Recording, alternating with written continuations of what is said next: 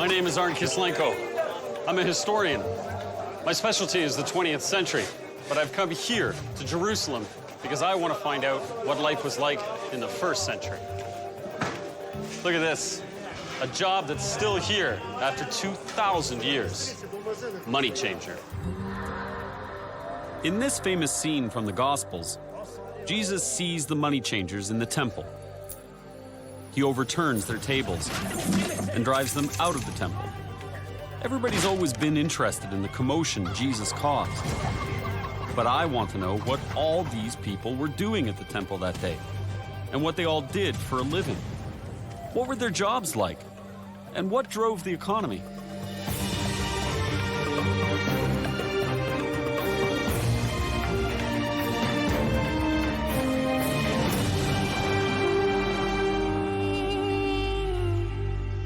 The hillsides around the city of Nazareth contain ruins that date back to biblical times. They've helped archaeologists and biblical scholars recreate what Nazareth would have looked like in Jesus' time. James Tabor, a biblical scholar specializing in the life of Jesus, is here to show me just how real it is. But listen, James, was Nazareth really like this? I don't even think it could be reproduced, no matter what you did. Think about the crowdedness, the smells, the cacophony of sounds. The animals. Animals walking around, the dung in the street. I was thinking it must have stunk. It would have to. We're gonna go into one of the houses here. Notice as we step inside through the door, we're actually outside in this courtyard area, this workshop area. Right. 90% of the life is outdoors, even though you're in the house with a bit of shelter from the sun. Think of all of these activities that go on in a village, particularly the manufacturing, like somebody's going to be making the pottery, somebody's going to be baking the bread. Everybody does that out of their house. Out of their house. So it really gives you a sense of that workshop atmosphere. Right.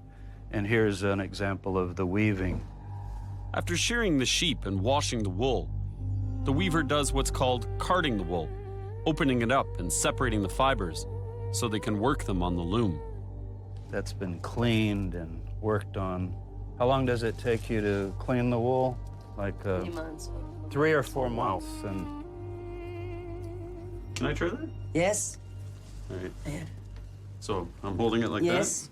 And, You roll it. and spinning it. Yes, and move your fingers with it. You need to control your fingers with the spindle. Yes, that's it. Yeah, it's easy for you Move, to move, say. move your fingers. That's it. Do you Good. work back and forth, yeah. Yes. like that? Yes. Okay, I'll just let you do that. So everything's done here. Do you Yes. dye the wool here as Yeah, well? we dyeing the wool, we carding the wool, we spinning here, and after that we take to the loom to make fabrics. But it's take a long, long, long process. But there's another job they're doing in this house that I want to see, because it's one of the most famous jobs in the Bible: carpentry.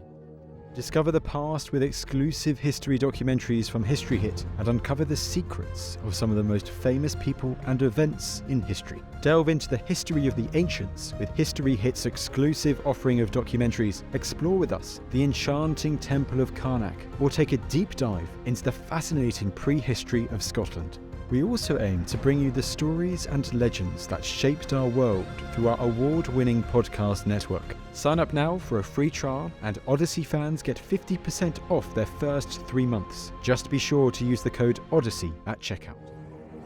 We've all been told that when Jesus wasn't overturning tables, he was making them. Now, some carpenters' tools haven't changed in 2,000 years, but some have. What's this tool for? Drill. A drill. It's nothing like my drill. Well, how do you use it? Oh, very nice. Can I try? Yeah. That is really tricky. Now I know why they invented power tools. yeah. This is hard. Is it common to have a small child in the workplace like this? Absolutely. Judaism taught that if you don't train your son in a profession, you've abandoned him, basically. We're in a carpentry shop, most famous job in the world. I mean, is this how Jesus would have grown up? Yeah, I think that's the image people have. It's certainly in the movies and the books. We've been studying the terms that are used, and Jesus is called a carpenter in English, but Right. of course it wasn't written in English, written in Greek. Right. But the word actually is tekton, Which and it means? means sort of artisan or a builder, like a stonemason, which really doesn't fit woodworking as much. Right. So it could be any kind of builder. You notice there's not a lot of wood in a home, Right. but more stone. Lots of stuff. And most of the examples when Jesus taught, he talks about stone so often. So it's Jesus the stonemason, not Jesus the That carpenter. really does seem to be the best interpretation of, Really? of the original text. I mean, that's totally different than everything else we've ever been told before. Yeah, I think the carpenter idea is romantic in a certain way. A better image is getting up at 3 in the morning and heading off to Sepphoris nearby for hard labor at 4 or 5 in the morning, Right. coming back near dark. Stone was the most important building material in biblical times, and easy to get from the rocky terrain. So Jesus the stonemason may have worked right here. 2,000 years later, builders in Israel and around the world have hand-operated gantry cranes and water-cooled sawing machines. The modern builders here still use the local limestone. Building techniques might have changed, but the ancient skills are alive. For some buildings, the shaping and cutting of stone is still done by hand. So, hot on the trail of the job that Jesus may have actually done, I'm heading off to the nearby town of Sepphoris. Because it's here, only 3 miles, but a world away from the village where he grew up, that Jesus may have gotten his first taste of the occupying power of Rome. This is James Strange, a world-renowned authority on biblical archaeology. He's been excavating Sepphoris for nearly 30 years, so he'll know why stonemasons in nearby Nazareth could have worked here in Jesus' time. All the houses and buildings that you see over here to the left, that's Nazareth. Right there. That's right. This is the economic center. So everybody from 18 miles around can come into this city and buy and sell. All the villagers, all the little hamlets, independent farmsteads, whatever they are. But also this city is in a major trade route that extends all the way to Italy and all the way to Egypt. So it's a trade hub. Yeah, very much so. Would Jesus have come here? When Herod the Great dies, this city revolts, and the Romans respond by destroying it. Then Herod the Great's son, Herod Antipas, inherits this city, so he gives orders that it be rebuilt. So thousands of workmen have to come in here. Someone has to cut the millions of stones that are in this mosaic floor. Jesus very well could have come and worked here. Jesus, his father, his brothers could all have been here. That's incredible. In Jesus' time, the Roman Empire ruled over Judea. Pagan Roman life, with its many gods and liberal ideas, was very different from how the Jewish people lived and how they prayed to one God. So the young Jesus lived right at the intersection of traditional Jewish culture and the urban life of the occupying Romans. He wasn't raised to live as the Romans did, but he may have built their houses. Huge houses. Here's what remains of one of them. I mean, look at our feet. I think it's the biggest threshold in the state of Israel, and it's the most finely cut. So I'm thinking a bureaucrat. Some kind of bureaucrat. In fact, I would guess we're looking at a magistrate. Right. We come into the opulence of, That's right. of his office, I presume. There was a pool right over here. That's a pool. That's a pool. There was another pool over here. So you had 2 Roman pools inside this building. This is astonishingly big and Roman. Even the administrators would be local people in the higher Rome. So they get co-opted into the occupying. That's right. Right. That's right. So the Romans didn't just occupy, they influenced many of the Jewish people. Many of them were Hellenized or Romanized, absorbing Greek and Roman culture right here in the busy city of Sepphoris. So what was it like here? It's the main road. It's absolutely teeming with life. People going everywhere. They're buying, they're selling, they're manufacturing. There'll be a laundry, you can go in there. This will be selling spices, and it'll be very aromatic. It must have really smelled. Oh, yeah, you bet it did. Think about a fresh fish shop, and you're walking right by it, you know, with all this fish, and the sun's been on a little while. And then also there are 2 drains underneath us, on either side of the street, actually. and all kinds of sewage is running through there. So we're smelling fish, we're smelling sewage, we're smelling cinnamon, we're smelling perfume, we're smelling people. Depending on the prevailing winds, for example, you could be coming in from Tiberias and you could actually smell this city before you saw it. The ancients speak of that. Now, I wanted to ask you, though, I'm always fascinated by these little things. So, what are the people wearing and how do they keep clean in a place like this? Well, if they're wearing white, like they're a high-ranking person, then it has to be washed in urine. That's the Roman technology. So it stinks. It stinks. It's noisy, it's energetic, there's a lot of things going on. So it's the Fifth Avenue of the ancient... It's something like that, a Fifth Avenue in a major city right in the ancient world. The Gospels tell us that when commerce threatened to take over the life of the temple, Jesus cracked the whip. And the seeds for that rage could have been sown here at Sepphoris, where Jesus was likely getting his hands dirty while trying to keep his soul clean.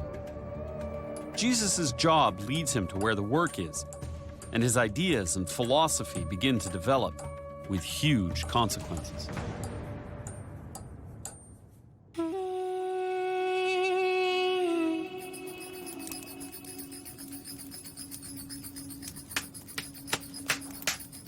This is how every day began in first-century villages, with women making bread before dawn. In the time of the Bible, the men went out early to work in the fields, but the women were up first, making a meal for them to take along. When it came to biblical jobs, women literally kept the home fires burning. If you didn't want to use sticks to create friction and heat, and if you didn't have a flint to create a spark, you kept the fire going at all times to heat your home and cook your meals. Food historian Tova Dickstein is an expert in the foods of ancient Israel. She's helping me to prepare your basic year one meal. I can't wait to see how it tastes. Is it healthy? Yeah, this is very healthy. Why? Because it's a complete nutrition. This is whole wheat. Right. Whole wheat with lentil. It's a complete protein. It's like meat. Ah, right. Yeah. So the wheat and the lentils together make up your protein. Protein. And here you have calcium. They pick up the fig because they knew, I don't know how they know it, but you get the calcium from the figs. So these are the basic food groups. Exactly. So simple. It is That's very the simple. beauty of it. Yeah. If we were living in biblical times, would this be all we'd ever eat? No, this is the very basic ingredients, but people had more, like vegetables, garden vegetables, fruit, olive. Now this smells amazing, it really does. And I'm not saying that because I helped to make it. So we use the bread as a scoop. As a spoon.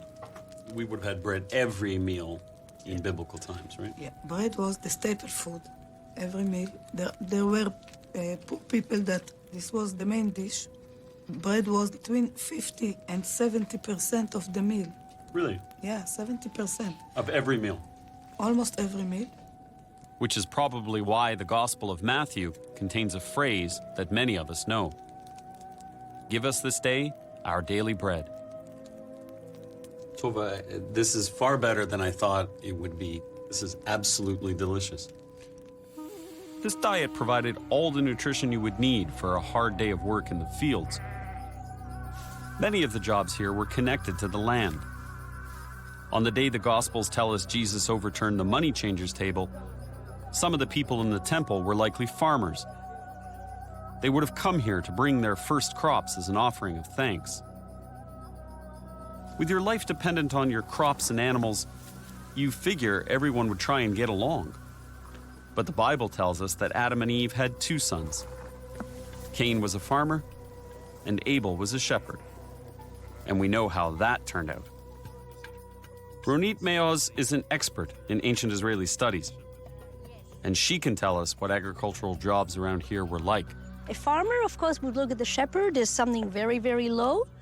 But I think the shepherd would look at the farmer as being a prisoner because he's tied to his land. So do you mean that farmers and shepherds would compete? Are not friends, especially if you have those goats.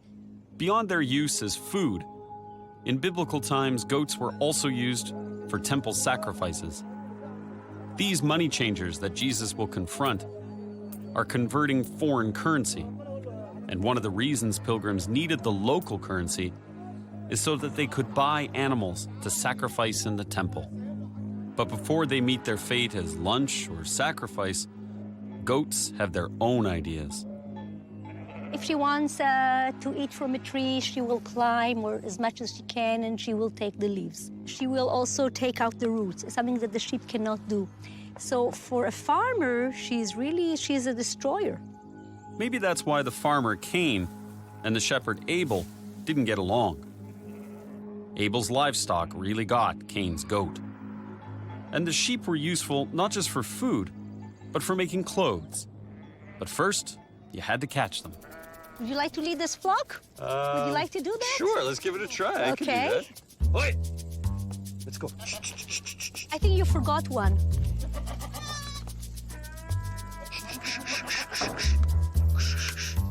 Oh, yes. Did you see that? Champion shepherd. Is it terrible that I'm thinking lamb kebabs right about now? For the biblical farmer, the most important task was growing enough food for his family. Animals provided crucial help plowing the fields and growing staple foods. No wonder the Bible mentions animals so often. They were life and lifeline. Your mule, your cow, whatever animal you had is really your friend. She knows you. The most important thing in my world.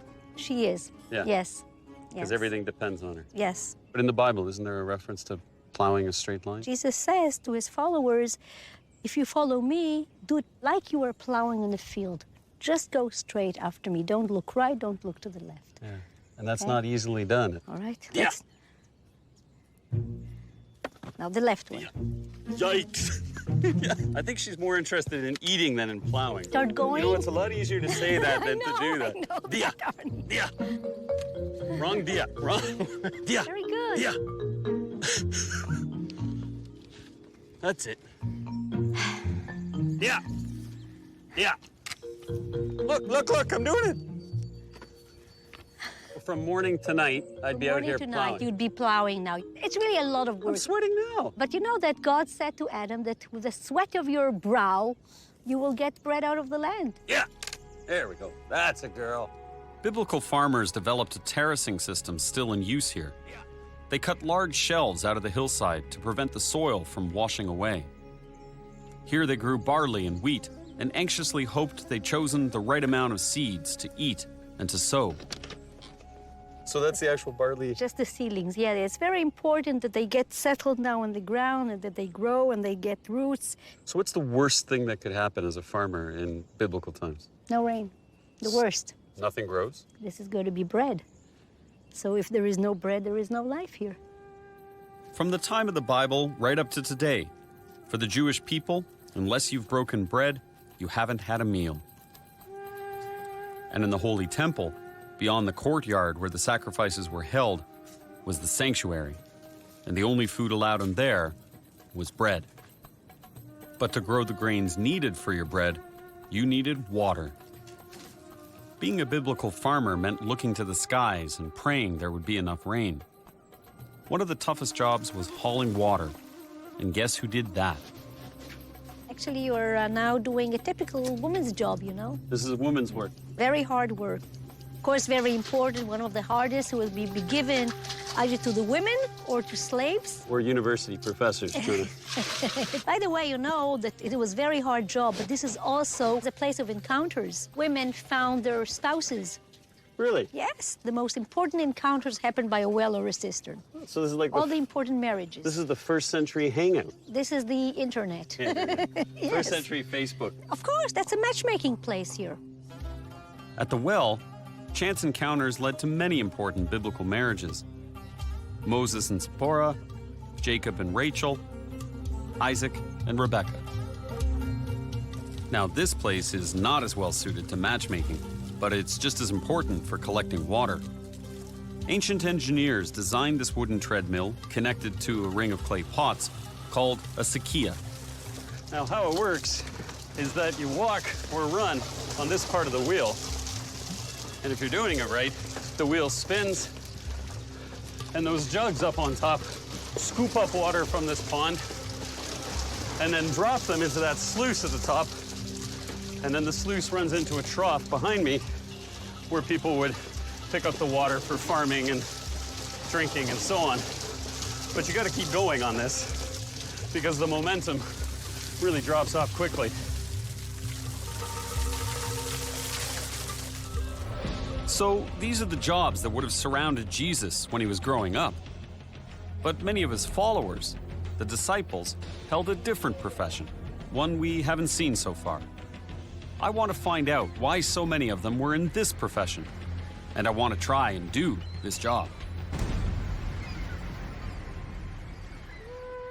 I'm in Israel, learning about jobs in the time of Jesus. And there's a pretty important job you can't miss if you read the New Testament, because at least 4 of the disciples of Jesus were fishermen. So I've come north to the Sea of Galilee to find out why.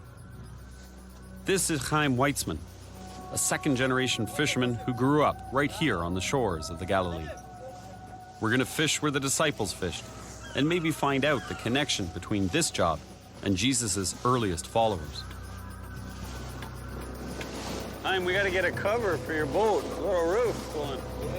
Splash guard.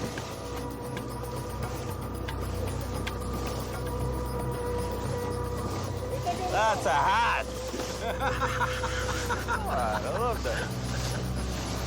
Now I'm a fisherman. Yes. Looks good. Yeah, very good. So how did the disciples know where to find the fish? Like Chaim, they knew the waters around here, and they used their instincts. They didn't always work, but they had Jesus. And the Gospels tell us he miraculously knew where to find the fish. We have sonar. We're fishing for tilapia, which has been swimming in these waters since before the time of the disciples. Now, they call it St. Peter's fish, named after, guess who? Very good. Fish, fish. Hey. Yo! Look. What is he? Oh, good. My first fish in a net! Look at that! This is bigger, but mine's tougher. How many fish do you catch every day? It's 100 kilo. 100 kilo. 100 kilo, yeah. In one net. One net, yeah. Well, I caught slightly less than that, and I'm gonna cook them up biblical style. This is Vered Gross, who manages Deck's restaurant here in the Galilee. She's gonna show me how it's done. Me and Ataf will be happy to teach you. Great. Hi, Anna. All right. You take the fish. You stick it through? Stick it through. I believe that's the technical term. Okay. Great job, better than Ataf. You see, the teacher became the pupil. This is a special type of oregano. It's called hyssop. Like that. Yeah. This is hot. The hot thing. And if you want to check if the fish is ready, Yeah. you take the stick of the oregano Okay. and you try to, you know. So this is my ancient fish thermometer. Yeah. If it goes through, it's ready. Hi, Jim. Hello there, Art. How are you? All right, look at that. I'm impressed. Wait a second. Little biblical garnish here for you. Little as well. biblical garnish. Well, very nice indeed. While Jim enjoys my expertly caught and brilliantly cooked St. Peter's fish, I ask him about the biblical fishing business. First of all, you fish with nets. That's what's economical if you're trying to do something commercial. And then when you fish with nets in the ancient world, you fish at night because the fish can't see the nets at night. In order to keep your clothes from being ruined by the wash and bringing in nets and so on, you usually fish naked. The TV viewers will be glad that I didn't try that experiment. That's a little too much. These people, I mean, fishing in ancient times around here, are they poor? Oh, not at all. This is the most stable industry for this area. According to the writings of the first century eyewitness Josephus, the Galilee had a thriving economy with a salting factory to preserve fish for export. And with some of the catch, they made fish sauce, which was called garum. I'm meeting biblical food historian Susan Weingarten to learn how to do this fragrant job. We're going to cut these fish up, put them into the pot together with salt. The guts of the fish have enzymes in them. The enzymes will break down the flesh of the fish. The salt will prevent it from producing all sorts of harmful bacteria. And we leave it around for 3 months. Any kind of fish, right? Any kind of fish, everything goes in. Always a bit of salt in the middle.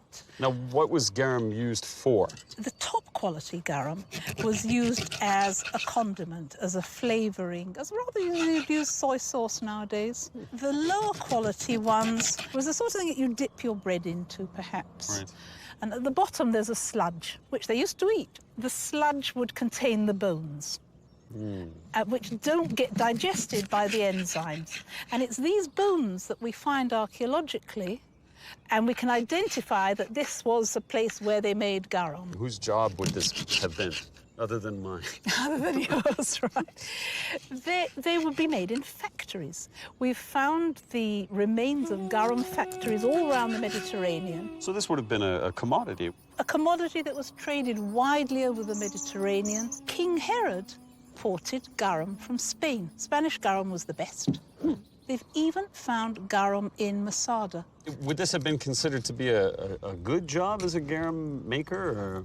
A person working in the garum factory, I guess not, but a person that made all his money out of owning the factory. I can't imagine this was a glamorous job. I can't imagine it either. So how long has this garum been sitting? This garum's been sitting here for a month and a half, and this one for a bit over 2 months. Beautiful. Yeah, let's have a go. Look, you can see the fish, the way they're all decaying. This is absolutely revolting. It wouldn't smell nearly so bad at the end of the process. This has to rank as maybe one of the worst jobs I would ever have to do. We didn't make you eat it, did we? No, and I'm really grateful that you didn't.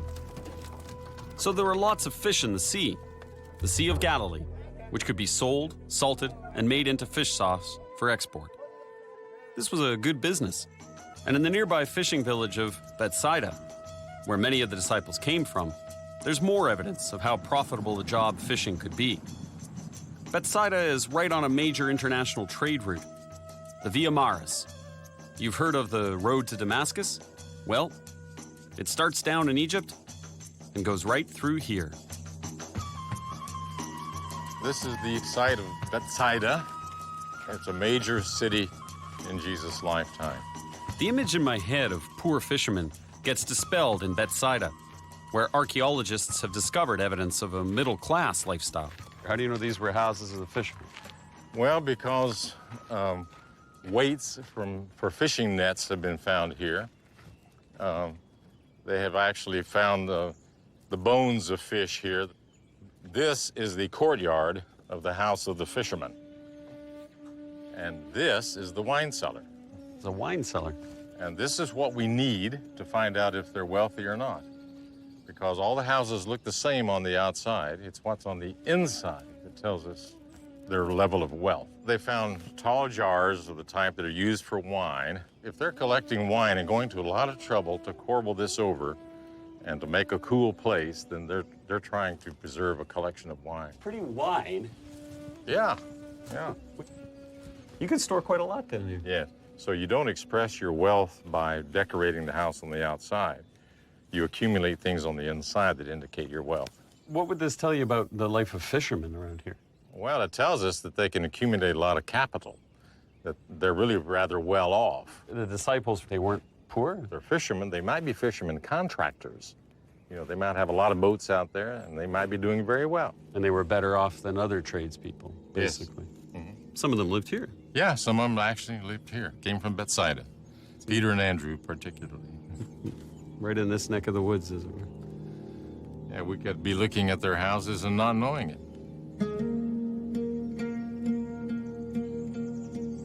You know, it makes sense that the disciples would have had well-paying jobs, because the Jesus movement is a rebellion, a revolution, and that takes cash as well as belief.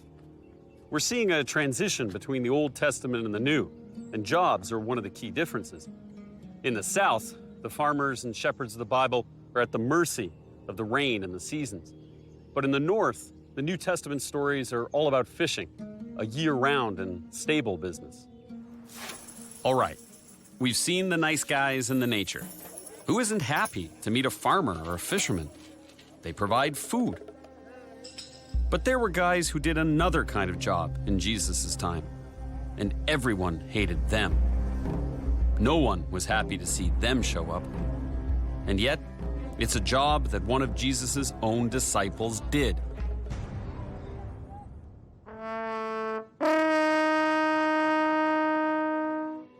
In the first century, the Roman Empire ruled over Judea. But not only were the people colonized, they had to pay taxes to Rome.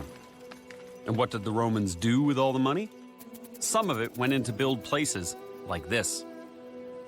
I'm here in the ancient city of Bet Shean, and all I can say is, wow, this place is incredible. It is beautiful, it's massive, and I'm thinking that at its height, it must have been incredibly opulent. Everybody has that reaction. Their mouths just drop open. They think, you know, am I in Rome or Greece? And here we are in Jewish Roman Palestine. This area has been inhabited for over 9,000 years, and no wonder. 2 rivers converge here in the lush Jordan Valley, making for a plentiful water supply as well as rich soil. And its location also has strategic importance, as the road north from Jerusalem intersects here with the coast road from Lebanon. So I gotta ask, I mean, how on earth would you pay for something like this? Well, the simple word is taxes. And the Romans insist that conquered territories pay their own way as well as pay for this sort of massive building. What kind of taxes are we talking about? There are individual taxes per head, and there are property taxes. There are cuts into a certain percentage of produce. We think it might be anywhere from 30 to 50%. For the poor, it had to be truly oppressive. It wasn't graduated, so if it was 30% of a smaller amount, I mean, you could barely get enough to eat. So when it comes to first century jobs, ruling over another country and collecting taxes from them is certainly one of the most profitable. So if it's an oppressive tax regime, I mean, is this like 1776 where you have the taxation without representation? Actually, I think 3 times we have record that Herod Antipas, who ruled Galilee, he reduced the taxes. And the only reason he would do that is the people were finally saying enough is enough. Right. And the final revolt was even over taxes. So what happens if you can't pay? Is there any sort of tax break? I think it's almost like tightening screws. The client ruler, Herod, is watching to see how much pressure you can put on. In addition to all this splendor, which may not have interested the local workers who were paying for it, the Romans also used tax money to build roads and aqueducts, which did interest the locals. So there were mixed feelings towards the Roman conquerors and towards tax collectors. Not the most popular job then or now. But one of the disciples of Jesus was a tax collector, Levi, who was also called Matthew. With Jesus so opposed to Roman oppression, why did he have someone like this in his entourage? The Gospels tell us that Jesus is looking everywhere for sinners to repent, and I guess that includes tax collectors. Now we know how the IRS reacts if you don't pay your taxes, but what was it like in biblical times? So what happens if there's a drought or a famine and you can't pay your taxes? There's no mercy. You could go to jail. You could lose your land. You know, maybe you own a family plot of land and all of a sudden it's given over to some rich landowner. And were people killed for this? Was there execution for not paying your taxes? We do have examples of 2,000 people being crucified. Really? Up and down the road here in Galilee. For not paying their taxes? Because they joined an anti-tax revolution. Imagine seeing crosses up and down a Roman road. Yeah, I'd start paying my taxes at that point. That's exactly right. Beyond your basic greed, the Romans also found that taxing everything and everybody dovetailed nicely with that other pillar of empire building, trade. Trade routes allowed them to tax goods at every stage of the journey. And it was merchants, another important job in the time of the Bible, who had to deal with both taxes and trade. Getting your wares to the big cities sometimes involved a great deal of travel, especially for certain goods that the city absolutely could not do without. For instance, in Jerusalem, they had to have frankincense. Without it, there could be no temple worship. Why not? What is frankincense anyway? And where does it come from? I've come to the Negev desert to trace the frankincense trail and learn more about the men who couldn't do their jobs without it, the priests, the same men who clashed with Jesus. From this famous scene in the New Testament where Jesus overturns the money changer's table, I've been learning about the jobs all these people did in biblical times and how their professions could have brought them all to the Holy Temple in Jerusalem on that day. There was another very important job practiced by those who were already at the temple, the priest. Priests were the link between the people and their God, performing animal sacrifices and burning a special incense called frankincense as an offering. Frankincense begins as a tree resin from southern Arabia, but to get it to Jerusalem, it used to have to go through this.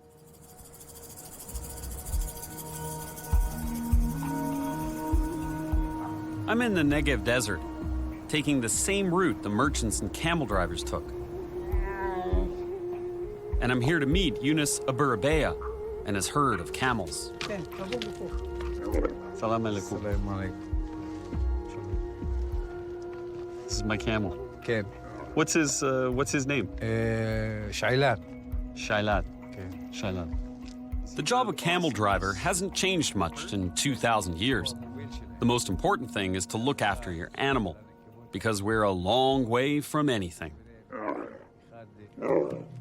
They're incredible animals, smarter than the vehicles that replace them. And unlike cars and trucks, they can go over almost any terrain. Cover up my big head. יש לו ראש יפה, לא? הוא נחמד. Well, thank you very much. גמל יכול להכיר מקום ולא לשכוח אותו. אם אנחנו לוקחים אותו לבאר מים והוא שותה, עוד שנה, שנתיים, הוא יכול לחזור לאותו מקום.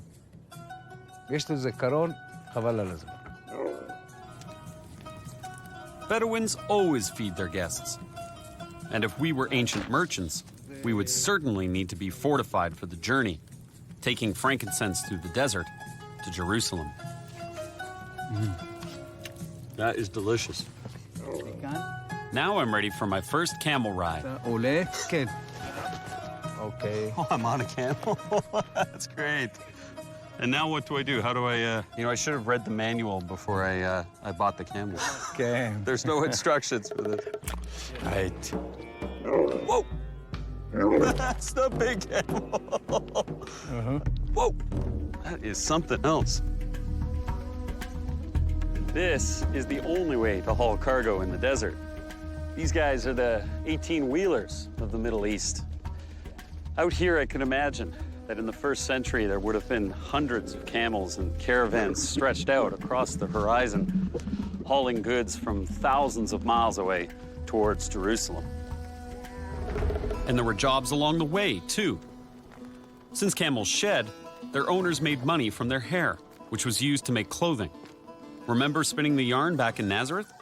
Imagine doing it while on the road to Jerusalem. Out here, you make use of everything you can, and you paid a toll or tribute to Rome and territories you passed through. No wonder frankincense was so expensive. By the time it got here to Jerusalem, it had been taxed to the hilt.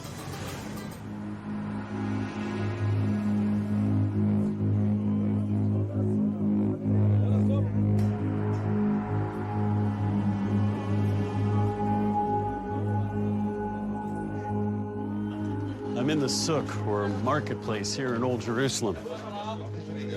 A lot of things have changed over time, but you can still get goods here that were sold during biblical times. This is frankincense. We know it best as one of the gifts that was brought to baby Jesus by the three wise men.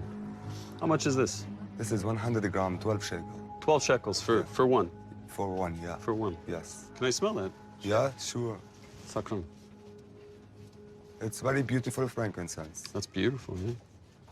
It's good for smell, good for memory, good for anything. Because that many people before 2,050 years ago, he's put all of this in his home. So 2,000 years ago, yeah, this was many used. people. So everyone. Everyone. Some people believe frankincense to be an effective anti-inflammatory, and current medical studies are testing other benefits. But the ancients knew that burning frankincense was an offering they had to make to God. It's still burned in churches today. And 2,000 years ago, pilgrims coming to Jerusalem and entering the temple would have inhaled its sweet fragrance. 3 times a year, the Jewish people came to the temple from all over the world for the major festivals.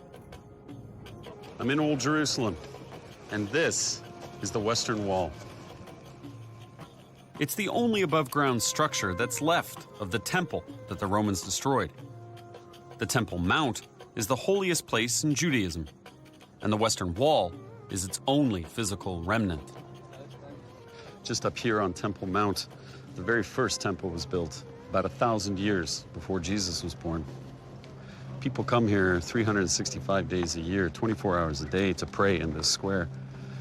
Many of them write prayers on small scripts and place them in the wall. Others kiss the wall.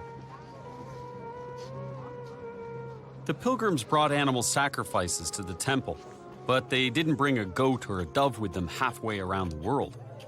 So the first thing they had to do was convert their currency so that they could buy animals to sacrifice. So what about this job, money changer? Did Jesus really object to it? After all, without it, pilgrims couldn't buy and offer their sacrifices. It wasn't the job. It was where the job was located, inside the temple. This crowded city of pilgrims attracted merchants of every kind. It was a good place for business.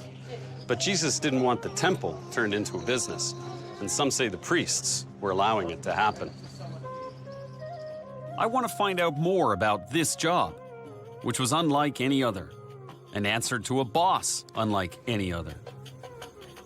In the pressure cooker of Jerusalem, how did these priests balance religion, commerce, Rome, and the first century rebel? In the time of the Bible, Jerusalem was as busy as it is today.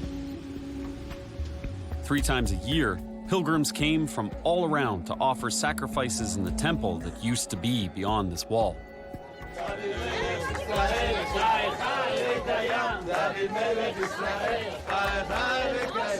Jerusalem's pilgrims were great for local jobs, then and now.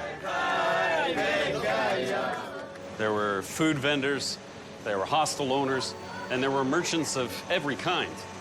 But unlike today, there were thousands of priests who served in the temple. These priests were in the temple to represent the people before their God, and nothing could interfere with them performing their holy functions. The most important functions were performed by the high priest, but under Roman occupation there was plenty of interference with this job, and Rome made sure that the man it wanted was appointed. His duty was to God, but pleasing Rome allowed him to fulfill that duty. So he and the other priests had a delicate tightrope to walk. Shimon Gibson is a world-renowned biblical archaeologist who directs excavations in Israel. He can bring us closer to the lives of these men, for whom ritual purity was the key to being able to do their job. So here you can see one of the gates which led into the temple area. This is the place where all the pilgrims who had been purified in the Siloam pool, and including the priests who had come from the upper city, would enter into the temple area. So everybody comes right through here? Exactly. And it must have been a pretty chaotic scene if you've got all these people coming in. And fairly chaotic, but you had a very, very strict administration. How so? And had the temple administrators. They would make sure that only those who had been purified in the pools were allowed into the temple. Everyone had to immerse in a special pool, called a mikveh, before entering the Holy Temple. Its purpose was not for physical cleanliness, but for ritual purity. There were large mikvahs for the pilgrims, like this one, the Pool of Siloam, mentioned in the New Testament and recently discovered near where the temple stood. And the water was on different levels. So whenever the pool was at a lower level, then you'd descend the steps. If the water was at a higher level, then you could remain closer to the top. So this went continually down like all that. the way down to the bottom, and the steps were on all four sides, which is quite nice. So you've got to imagine almost like a theatre, with all these people sitting around, and they've all come here in order to purify themselves before going up to the temple. It was critical that priests become pure before entering the temple. One became impure by coming into contact with death. For instance, being in the presence of a dead body. And life's potential was sacred, so both the presence of semen that had not conceived, as well as menstrual fluid, required a trip to the mikveh. The priests believed that if they were impure when they entered the temple, everything they were trying to accomplish in the prayers for their people would fail. There were, and still are, strict rules about what kind of water could be used in a ritual bath. It couldn't be brought in by unnatural means. It had to be rainwater, or from a spring or river. Since nothing was more important than this ritual purity, some of the priests had their own private mikvahs. Shimon Gibson is digging in what is believed to have been a priestly quarter of ancient Jerusalem. And he has discovered what is believed to be a priestly house. So we're going to go down here. We're actually going to descend through time because we're at the level of the Ottoman period. Right up which here. is yes, which is mid-16th century, and we're going to go all the way down to 2,000 years to the levels from the 1st century, from the time of Jesus. Fantastic. So we're going to descend the elevator of time. How do you know that they were priestly houses as opposed to somebody else's house? Well, we have historical sources. We also have archaeological findings. Excavations revealed a house with an inscription indicating that this was a house which belonged to the priestly family. I mean, these were the neighbors of King Herod the Great and subsequently of the Roman governors of Jerusalem, because the Roman governor was situated just up slope from where we are. Jerusalem was a very wealthy city, being the focus of pilgrims 3 times a year. Those who lived in Jerusalem were able to sell their goods to them, were able to rent out their houses.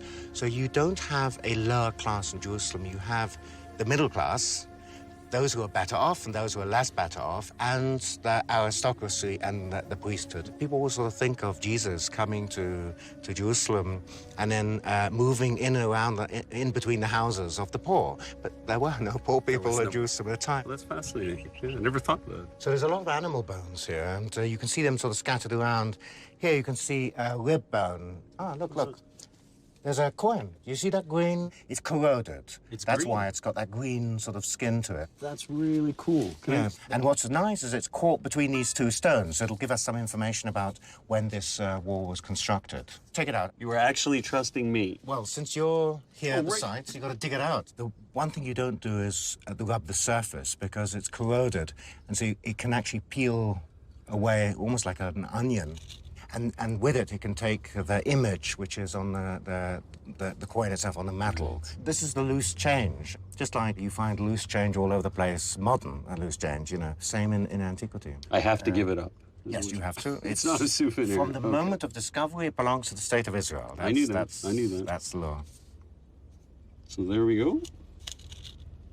And that is my first ever archaeological find. Your fingers have touched history. I know. That's beautiful. It really is. It's exciting. There's always a first time, isn't it? Touching history is quite a change from teaching it. But there's more to see as we descend further into history. Shimon is using geophysical mapping technology to see what hasn't yet been excavated. And he discovers something incredible at the lowest level of this house. And lo and behold, in this area, we found this hidden chamber with its ceiling still intact. Oh, fantastic. It's really amazing. Oh, my.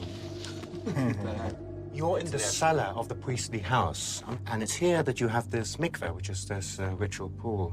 If you came in from the marketplace, you might have brushed shoulders with a leper, which had made you impure. So if you're entering into the house, the first thing you did was you went to purify yourself in the mikveh. Finding a mikveh in the home of a priest tells us just how crucial ritual purity was. It wasn't only in the temple. They needed to be pure everywhere they went in the city of God. When Jesus overturned the tables of the money changers, these priests would have felt that he was overturning their world. The delicate balance they had achieved between their God and the Romans. And here in his house, we can touch this man's life, this vanished job, temple priest. But this is extraordinary. By doing their jobs and finding out about their everyday lives, I've learned a lot about all the people who would have converged on the temple on a fateful day in the 1st century.